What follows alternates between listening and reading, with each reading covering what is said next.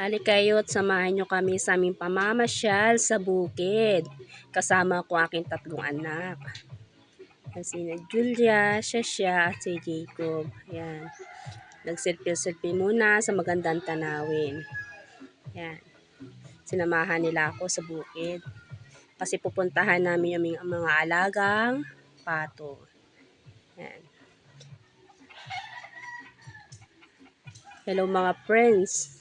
Para updated kayo sa lahat naming gagawin, i-like po kami, subscribe para updated po kayo sa lahat ng video. Tingnan po natin ang mga tanawin. Napakaganda nating kapaligiran.